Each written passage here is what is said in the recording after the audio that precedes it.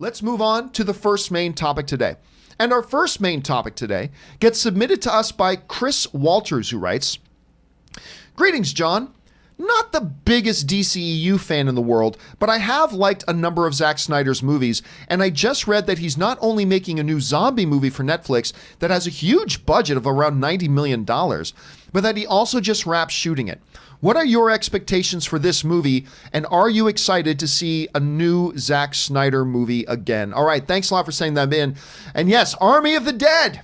I remember we actually spoke about this a number of months ago when Zack Snyder signed up to do this new film, going direct to Netflix. Very big budget for like a zombie movie.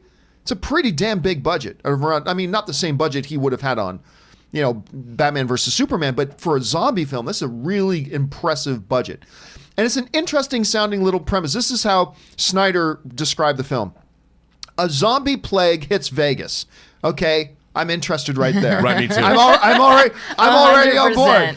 A zombie plague hits Vegas. Zombie showgirls, and they're able to contain the virus to the city.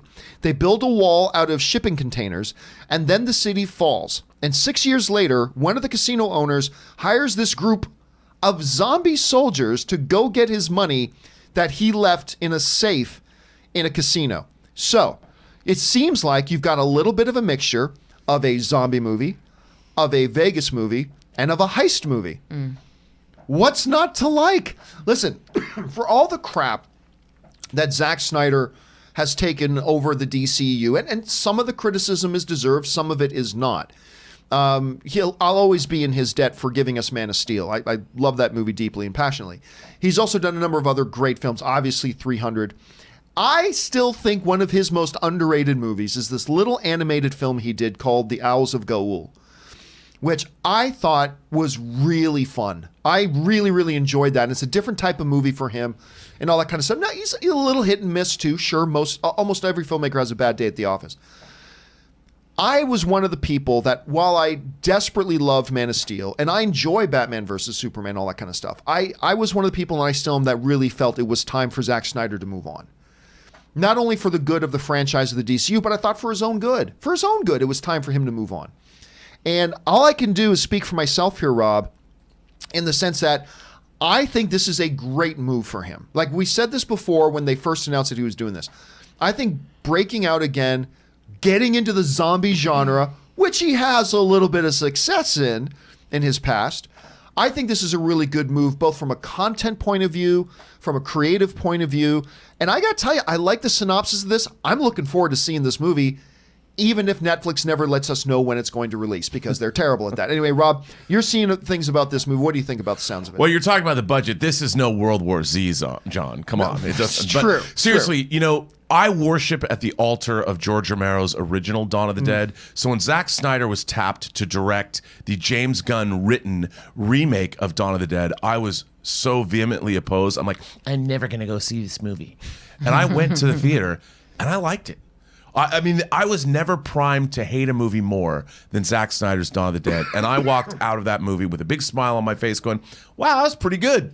I bought the director's cut on Blu-ray. Surprise, surprise. But I have to say, the synopsis and Snyder coming back and doing this, it's obviously in his wheelhouse. I like the premise. And now that Aaron has me thinking about getting Elizabeth Berkley to play a zombie, play Nomi Malone, starring in Goddess, if they could just do a throwaway gag where somebody walks by and they're on stage, shambling around as the undead, I'm in. I really want to see this. It sounds good to me. You're hearing about this, Aaron. I mean, first, Zack Snyder coming back. This is going to be the first film he's directed. And one of the things that we're also kind of overlooking here is not only is it the first film he's really doing since coming back from the DCEU, this is the first film he's doing since the whole thing, the passing of his daughter and that tragedy and stuff like that. But anyway, you're seeing this sort of a move. Does this sound interesting to you? Or Absolutely. Yeah, Zombie Showgirls, I'm in. I mean, I will see this movie just to see the background actors. Like when I was in Atlanta, I was actually asking some of the background actors if they had ever worked on Walking Dead, because it shoots outside of Atlanta. And apparently, like there's some very rigorous qualifications that people have to meet in order to play the undead. And background actors really get into it. So when you think about the cornucopia of people that are in Las Vegas, it is the #1 hotspot for people watching to see anything weird and crazy.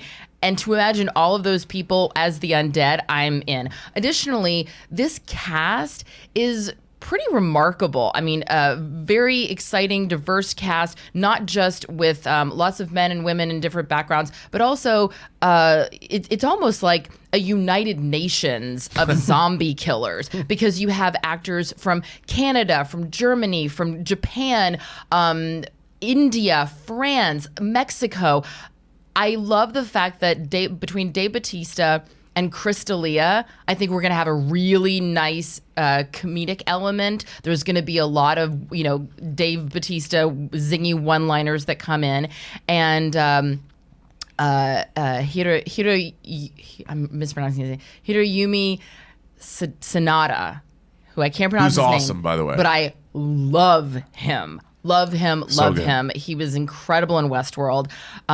He is one of my Hollywood crushes, but he's also just a phenomenal actor and a martial arts just champion. So I think there's going to be some really great fight scenes, some nice comedic humor, comedic relief to break up some of the tension.